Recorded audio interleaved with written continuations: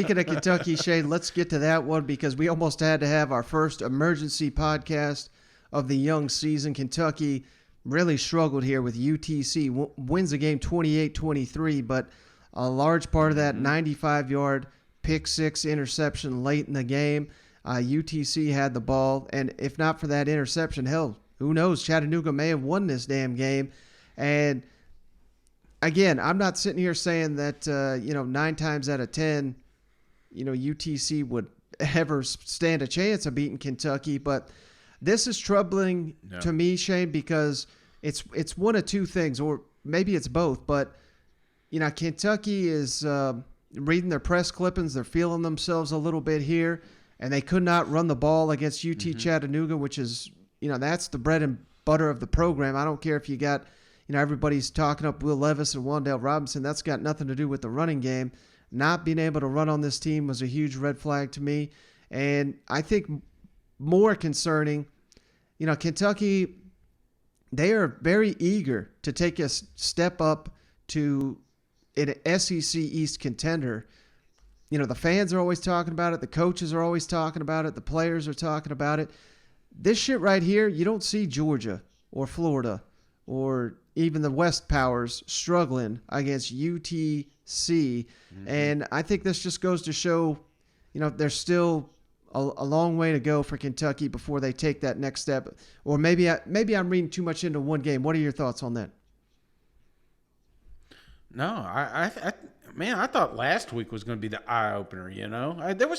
I think there's a lot of things that went wrong in this game, and I think you hit the nail on the head. It felt like both offense, defensive line were just straight garbage, especially that running game. There was no reason that Levis should even have to get in any type of shootout because, Rodriguez, they should have been able to just turn around and hand him the ball 4 or 5 times and just keep moving the chains. It blew my mind that they were having problems doing that. And some of the things that really stood out to me, though, and one of the commentators made mention of this is where's the leadership? Games like these against FCS opponents, and you're struggling. Your coaches can yell till they're blue in the face, but sometimes you need a player, man. You need a leader on your team to look you in the eyes and say, "Come on, man, get your shit together." And that's what it felt like this team was lacking, and they just didn't have that spark or that want to. And then Will's out there slinging it like every damn pass is a must get. I think. They're going to have to do some recalibration this week, Mike. Also, well, a week ago, what wasn't working there today? It felt like maybe the offensive line was never able to get that push. You weren't getting those hard ones. Yeah, you saw it as well as we did.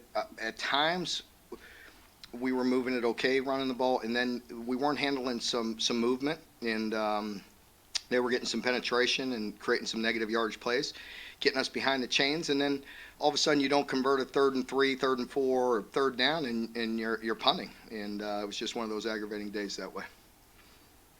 You think your Will's decision making today? It seemed like you kind of ebbed and flowed. It did. It was he'll be better. He'll be better. He missed. We felt like he missed some shots in the first half, and settled in.